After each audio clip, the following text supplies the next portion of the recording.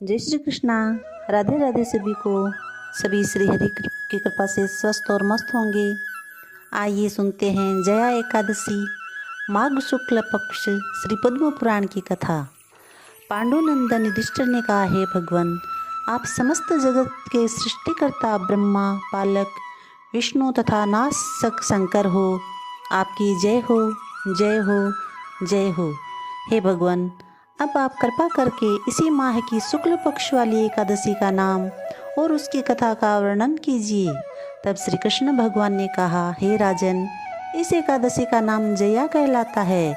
इसका व्रत धारण करने से ब्रह्म हत्या के पाप से मुक्ति मिलती है तथा भूत प्रेत पिशाच आदि कुयोनि से छुटकर अंत में स्वर्ग को प्राप्त करता है। हे युधिष्ठिर, इस विषय पर मैं तुम्हें एक कथा सुनाता हूँ जिसका वर्णन पद्म पुराण में कहा गया है। एक समय जब इंद्र स्वर्गलोक में राज्य कर रहा था, तब वह एक दिन अमृत पान करके अप्सराओं के साथ नंदनवन में आकर क्रीड़ा करने लगा। अपनी इच्छा अनुसार अप्सराओं के साथ रमण करके इंद्र उन अप्सराओं के साथ नाच गान में मस्त हो रहा था। इंद्र उन अप्सराओं के साथ नाच नाच कर मस्ती में झूम रहा था। वहाँ गंधर्व लोग भी गान कर रहे थे। गंधर्वों में प्रसिद्ध गंधर्व पुष्पदंत गान कर रहा था। चित्रसेन नाम का गंधर्व और उसकी पुत्री मालिनी तथा उसकी स्त्री वहाँ आई।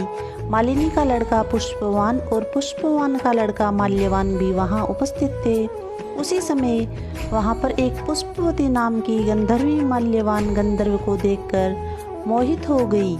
तब उसने अपने रूप सौंदर्य हाव भाव के द्वारा माल्यवान को वशीभूत कर लिया। हे राजन, वह पुष्पवती नामक गंधर्व स्त्री अत्यंत सुंदर थी। उसके लक्षण में तुम्हारे सामने वर्णन करता हूँ। उसका चंद्रमा के समान खिला हुआ मुख था, नेत्र अति विशाल, कानों में सुंदर कुंडल तथा ग्रीवा में सुंदर हार था और शरण कलश के समान शोभा देने वाले ऊंचे उठे हुए कुछ थे। सिंह के समान पतली कमर और सुंदर पेट था। उसके विपुल नितंब और लंबी जंघाएं तथा कमल के समान लाल वर्ण वाले चरण थे। ऐसी अत्यंत सुंदरता को देखकर माल्यवान भी पुष्पवती के ऊपर मोहित हो गया। यह देखकर यह दोनों यद्यपि कामदेव के वशीभूत हो रहे थे, किंतु फिर भी वे दोनों सबको दिखाने के लिए गा रहे थे। उनका मन गाने में स्थिर नहीं था, इसलिए वह अशुद्ध गाना गाने लगे। इंद्र ने उनकी भावभंगिनी को देखकर इनके उस प्रेम को समझ लिया था, किंतु अपना अपमान हुआ जानकर इन दोनों को श्राप देते हुए कहा, मेरी आज्ञा से उल्लंघन करने वाले मूर्खों, तुम दोनों ने मेरा अपमान किया है। मैं तुम्हें श्राप देता हूँ कि तुम दोनों मृत्युलोक में स्त्री पुरुष होकर पिशाच रूप धारण करो। तब वे दोनों इंद्र के श्राप से अत्यंत दुखी हो हिमालय पर्वत पर पिशाच रूप धारण कर स्त्री पुरुष के रूप में दुख भोगने लगे। उस समय उन्हें गंध, रस और स्पर्श का कुछ भी ज्ञान नहीं रहा। वह उस स्थान पर इतने कष्ट भोग रहे थे कि शरीर की जलन के कारण निद्रा भी नहीं आती थी। कड़ाके की सर्दी को सहन करते हुए वह दिन व्यतीत करते थे। एक दिन पिशाच ने पिशाचिनी से कहा, न जाने हमने पूर्व जन्म में कौन से कर्म किए हैं कि जिसके कारण हमें यह पिशाच योनि को प्राप्त हुई है। इन यातनाओं को सहन करना पड़ रहा है। वे नाना प्रकार के विचार करते हुए दुख सहते हुए उसी स्थान पर जीवन व्यतीत करने लगे। देव योग से जब माघ मास में शुक्ल पक्ष की जया एकादशी का दिन आया, तब उस दिन इन दोनों ने दिन भर न तो कुछ भोजन किया, न ही जल पिया और न ही कोई पाप कर्म किया।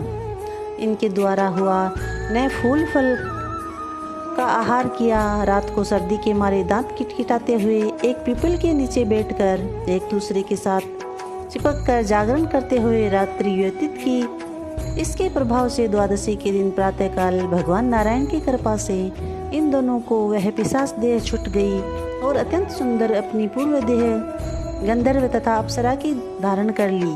तब सुंदर वस्त्रों और आभूषणों से अलंकृत होकर ये दोनों ही स्वर्गलोक को गए। इनको इस प्रकार सुंदर देह धारण किए देखकर गंधर्व और देवतागण आकाश से पुष्प वर्षा करते हुए इनकी स्तुति करने लगे। तब इन दोनों ने स्वर्गलोक में उपस्थित होकर देवराज इंद्र को प्रणाम किया इनको अपने प्रथम रूप में देखकर देवराज इंद्र को भी महान आश्चर्य हुआ। तब इंद्र ने पूछा, हे माल्यवान, तुम दोनों ने अपनी पिशाच देह से किस प्रकार छुटकारा पाया, सो सब मुझसे कहो। तब माल्यवान ने कहा कि हे सूर्यराज, भगवान विष्णु के प्रभाव तथा जया एकादशी के व्रत के फल से हमारी पिशाच देह छुटी है। यह सुनकर इंद्र ने कहा, हे माल्यवान, एकादशी व्रत करने तथा विष्णु के प्रभाव से पिशाच देह त्याग कर पवित्र होने से तुम दोनों शुद्ध हो गए हो। अब तुम पुष्पवती के साथ रहकर विहार करो। हे युधिष्ठिर, इस जया एकादशी के व्रत के धारण करने से समस्त बुरी योनियों से मुक्त होकर स्वर्ग की प्राप्ति होती है। जो मनुष्य इस जया एकादशी का व्रत भक्तिपूर्वक करते हैं वे लोग निश्चय ही स्वर्ग को जाते हैं। बोले जय श्री कृष्णा। बोलो श्री कृष्ण चंद्र भगवान की जय। जय श्री कृष्णा। राधे राधे।